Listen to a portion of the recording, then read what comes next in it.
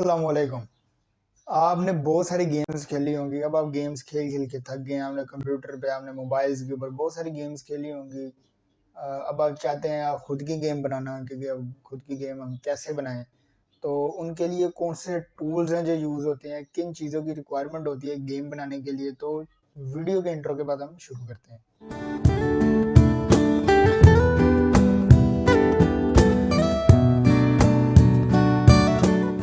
Video game एक इस तरह की चीज होती है जिसको आप खुद कंट्रोल करते हो, यानी उसका मेन कैरेक्टर आप होते हो। ठीक है, अब आप गेम्स खेलते जरूर हो मगर गेम खेलना आसान होता है, उसको बनाना उससे भी ज्यादा कॉम्प्लेक्स होता है। गेम्स के लिए बहुत सारी फील्ड्स होती हैं, बहुत सारी जॉब्स होती हैं, मगर आपको स्टार्टअप के लिए आपको खुद ही कोई ना कोई गेम बनानी होगी। क्यों? क्योंकि जो गेम इंडस्ट्रीज हैं वो सिर्फ उसी बंदे को नौकरी देती हैं, उसी बंदे को जॉब देती हैं जो कि एक्सपीरियंस हो, जिसको किसी ना किसी चीज का एक्सपीरियंस होना चाहिए। और गेमिंग इंडस्ट्री में बहुत सारी फील्ड ऐसी हैं जिनमें आप जा सकते हो। आप प्रोग्रामिंग में जा सकते हो, आप 3D मॉडलिंग में जा सकते हो, आप 2D मॉडलिंग में जा सकते हो, आप साउंड डिजाइनिंग में जा सकते हो, आप कॉन्सेप्ट के ऊपर जा सकते हो, गेम का कॉन्सेप्ट डिजाइनिंग के ऊपर जा सकते हो। बहुत सी यानी कि फील्ड उसमें आ जाती हैं कि आप यानी कि उसमें अप्लाई कर सकते हो एज अ फ्रेशर। फ्रेशर से मुराद ये नहीं कि आपको बिल्कुल भी कुछ ना आता जाता हो। जरूरी ये है कि उसकी जो बेसिक्स हैं वो आपको आनी चाहिए। एक कम से कम आपके पास अपने 5-6 प्रोजेक्ट्स होने चाहिए कि वो आप अपनी किसी कंपनी को शो करवा सके कि मैंने ये काम किया हुआ है। गेम को बनाने के लिए जो सबसे पहले जो टूल यूज होते हैं वो होते हैं गेम इंजन्स। अब गेम इंजन्स क्या होते हैं? ये इस तरह के एक सॉफ्टवेयर होते हैं जिनके अंदर गेम बनती है। ठीक है, और गेम को बनाने के लिए कोडिंग आना जरूरी है। अगर आप ये चाहते हैं कि विदाउट कोडिंग जो है आप गेम्स बना ले, वो भी आप बना सकते हैं। कुछ सॉफ्टवेयर हैं जैसे कंस्ट्रक्ट 3D के नाम से, और भी काफी सारे गेम मेकर स्टूडियो के नाम से हैं सॉफ्टवेयर जो बगैर किसी यानी कि कोडिंग के आपको ड्रैग एंड ड्रॉप के ऊपर गेम बनाने की फैसिलिटी प्रोवाइड करते हैं। मगर उन गेम्स में ये होता है कि वो गेम्स लिमिटेड होती हैं, यानी कि आप उनमें कोई एक्स्ट्रा फंक्शनैलिटी ऐड नहीं कर सकते। और जो कोडिंग वाले गेम इंजन है जिनके अंदर स्क्रिप्ट वगैरह लगती है, उनमें से जो मोस्ट पॉपुलर दो ही हैं जिन मशहूर जो गेम इंजन है, उनमें से पहला यूनिटी 3D और दूसरा अनरियल गेम इंजन है। ये एक सॉफ्टवेयर होते हैं जिनके अंदर गेम्स बनती हैं। अब ये जो सॉफ्टवेयर ये काफ़ी बड़े होते हैं, इनको यूज़ करने के लिए काफ़ी एक पीसी यानी कि हाई क्वालिटी लैपटॉप चाहिए होता है, उसके अंदर रैम अच्छी चाहिए, मेमोरी अच्छी चाहिए, क्योंकि ये जो सॉफ्टवेयर होते हैं ज़ाहिर सी बात है इनके अंदर एक गेम खुद बन रही होती है, तो इनके लिए इनकी रिक्वायरमेंट भी बड़ी होती है। जैसे कि पबजी जो है वो अनरियल गेम इंजन पे बनी है। ठीक है, और भी काफ़ी 3D गेम्स हैं जो कि यूनिटी 3D के ऊपर बनी है। ज्यादातर कम्युनिटी में यूनिटी 3D यूज होती है। क्यों? क्योंकि यूनिटी जो है वो काफी हद तक फ्री है, उसमें काफी चीजें आपको फ्री में मिल जाती है, ताकि उसके अंदर आपको एसेट्स भी यानी कि एसेट्स उनको कहते हैं जो गेम्स में दरख्त वगैरह होते हैं, पहाड़ वगैरह होते हैं, स्काई वगैरह होता है, बादल वगैरह होते हैं, इन चीजों को एसेट्स कहते हैं। ठीक है, और यानी कि यूनिटी काफी चीजें आपको प्रोवाइड फ्री में कर देता है। अनरियल भी आपको कर देता है, मगर अनरियल कुछ ज्यादा हैवी है। उसको यानी कि 3D games, triple A game basically बनाने के लिए यूज किया जा सकता है। अब पहला सवाल ये आता है कि जो ट्रिपल ए गेम्स है क्या वो एक अकेला बंदा बना सकता है? तो इसका जवाब है नो। अकेला बंदा ट्रिपल ए गेम नहीं बना सकता, उसके लिए बकायदा एक टीम की जरूरत होती है। क्यों? क्योंकि उसमें बहुत सारी ऐसी फंक्शनैलिटीज होती हैं जो कि अकेला बंदा डेवलप करते करते करते करते जिंदगी गुजर जाएगी, मगर वो काम शायद ही कभी पूरा हो। काफी टाइम कंज्यूमिंग है, जाहिर सी बात है, फिर आपको हर चीज सीखनी पड़ेगी। ठीक है, फिर ऐसी गेम इंडस्ट्री में हर सेक्शन डिवाइड किया होता है, हर किसी का सेक्शन लहदा होता है। कोडिंग का सेक्शन लहदा है, डेवलपिंग का सेक्शन लहदा है, 3D मॉडलिंग का सेक्शन लहदा है, 2D मॉडलिंग का सेक्शन लहदा है, और साउंड डिजाइनिंग का सेक्शन लहदा है। इस तरह के सेक्शन उन्होंने बांटे होते हैं, छोटी छोटी टीम्स बनी होती हैं।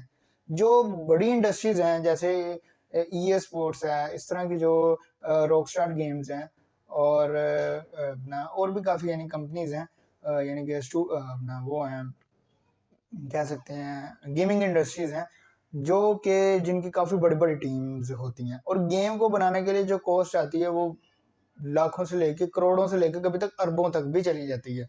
हाँ जी, ये तकरीबन किसी टाइम फिल्म से भी महंगी यानी कि बन जाती है गेम्स जो है, इनका जो पर कॉस्ट आता है। ठीक है, और दूसरी बात ये है कि इनको बनाने के लिए, हाँ, अगर आप गेम अपनी बनाना चाहते हैं बिल्कुल बना सकते हैं, मगर ट्रिपल ए गेम को बनाने के लिए यानी हाई ग्राफिक्स गेम को बनाने के लिए और ओपन वर्ल्ड को बनाने के लिए उसके अंदर जो कॉन्सेप्ट्स है वो डालने के लिए, उसके लिए फिर आपको पूरी एक टीम की ज़रूरत होगी। अकेले आप उसको नहीं बना सकते। अकेले जो गेम बनती हैं वो बहुत ही छोटी सी होती है, बिल्कुल सिंपल सी होती है। आप सिंपल से प्रोजेक्ट बना सकते हैं, जैसे एक फ्लैपी बर्ड है, बड़ी मशहूर गेम है, ठीक है। और भी काफ़ी गेम्स हैं, आप छोटे-छोटे अपने प्रोजेक्ट्स बना सकते हैं। ये नहीं कि नहीं आप घर में शुरुआत नहीं कर सकते, आप बिल्कुल कर सकते हैं। अपने लैपटॉप, पीसी किसी अच्छे में, यानी कि अच्छे लैपटॉप, पीसी में आप अपने गेम इंजन को इंस्टॉल करें, उसके बाद आप कोडिंग वगैरह को सीखें। अच्छा, और मज़े की बात ये कि हर और ज़रूरी बात ये है कि हर गेम इंजन, यानी कि हर वो सॉफ्टवेयर जिसके अंदर गेम बनती है, मुख्तलिफ प्रोग्रामिंग लैंग्वेज को सपोर्ट करता है। जैसे यूनिटी है, वो सी शार्प या एफ शार्प या जावास्क्रिप्ट को सपोर्ट करता है।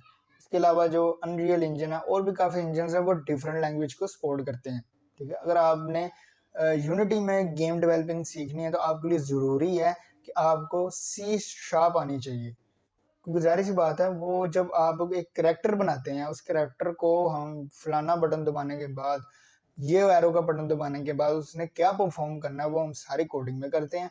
उसके बाद ड्रैग एंड ड्रॉप करके हम उसको करैक्टर के ऊपर कन्वर्ट कर देते हैं कि ये उसके ऊपर लागू होगी। उसके बाद आपको फिजिक्स की भी थोड़ी बहुत नॉलेज होनी चाहिए। फिजिक्स का बहुत बड़ा काम है, यानी बहुत बड़ा यूज है इन सॉफ्टवेयर में, इन गेम इंजन में।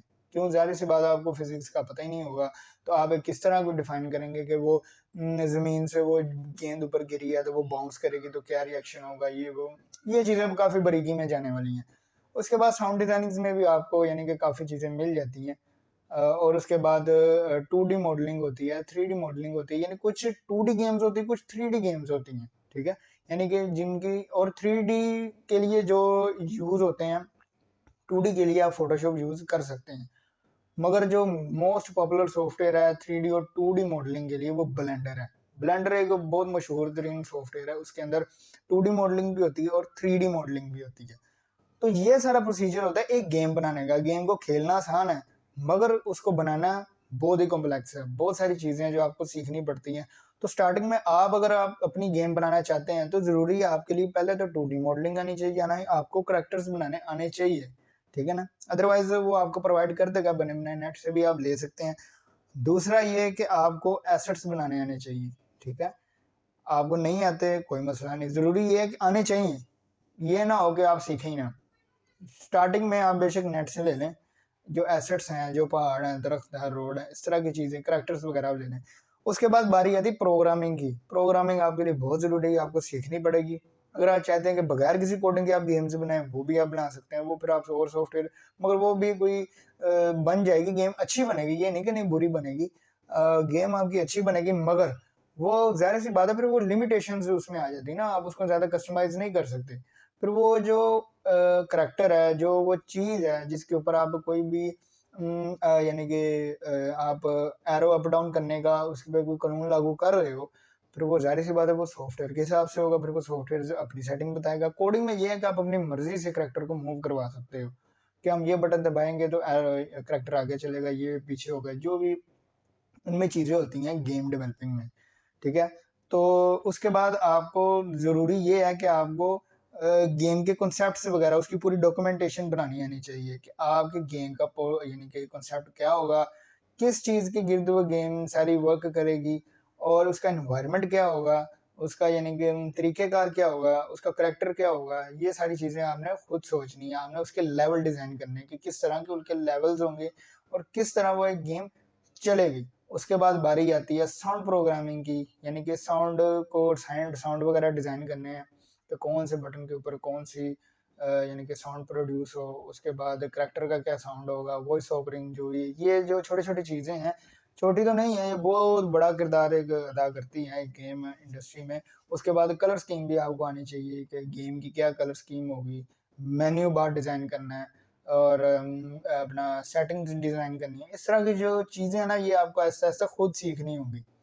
तो यूनिटी गेम इंजन जो है वो एक इजी कह सकते हैं, जो कि इजी है और फ्री में है, ठीक है ना। फ्री उसका पेड वर्जन भी है, कम्युनिटी वर्जन, मगर आप चूंकि एक बिगनर है तो आप फ्री वाला वर्जन यूज़ कर सकते हैं, तो इसमें कोई मसले वाली बात नहीं है। यानी गेम बनाने का प्रोसेस इतना कॉम्प्लेक्स होता है। सबसे पहले तो आपको 2D मॉडलिंग या 3D मॉडलिंग अगर आप चाहते हैं मेरा मशवरा ये है कि आप 2D गेम से स्टार्ट करें, क्योंकि आप बिगिनर हैं, आपको इतनी चीज़ों का नहीं पता, आहिस्ता आहिस्ता करके आपके ऊपर चीज़ें खुलती हैं। तो फिर आप ऐसा करें, आप 2D गेम के ऊपर तवज्जो दें, ताकि आपको आहिस्ता आहिस्ता आप शुरू में ही बड़े प्रोजेक्ट में पड़ गए तो आपके लिए मुश्किल पैदा हो जाएगी, बहुत सी चीज़ें आप स्किप कर जाओगे, आपकी जो बेसिक्स हैं वो कवर नहीं होगी, तो आप मज़ीद मुश्किल में फंस जाओगे। तो उसके बाद Aahista Aahista slow slow slow आप 3D गेम्स में आ सकते हैं, ठीक है। मगर ज़रूरी ये है कि ये सब चीज़ें आपको खुद सीखनी पड़ेंगी। सबसे पहले तो आपको सीखनी पड़ेगी, सॉफ्टवेयर को सीखना पड़ेगा, उसके बेसिक्स को जानना होगा कि ये कैसे काम करता है, ये चीज़ें क्या होती है, अपना स्क्रिप्ट कैसे इसके ऊपर लगानी है, किसी चीज़ के ऊपर, किसी करैक्टर के ऊपर कैसे लगानी है। तो ये चीज़ें बहुत ज़रूरी होती हैं, ठीक है। उसके बाद आ जाती है प्रोग्रामिंग, जो मेन पार्ट होता है गेम का, ठीक है। ज़ाहिर सी बात है, सारे एसेट्स बन गए हैं, करैक्टर बन गया है, लेवल डिज़ाइन है, सब कुछ डिज़ाइन है, जब तक उसके ऊपर कुछ स्क्रिप्ट लागू नहीं होगी, स्क्रिप्ट नहीं लगेगी, वो काम नहीं करेगा। उसके लिए आपको, अगर आप यूनिटी यूज़ करना चाहते हैं तो अपना आप सी शार्प सीख लें, ठीक है, या जावास्क्रिप्ट सीख लें। बेहतर यह है, सी शार्प ज़्यादा चलती है तो आप उसको सीख लें, ठीक है।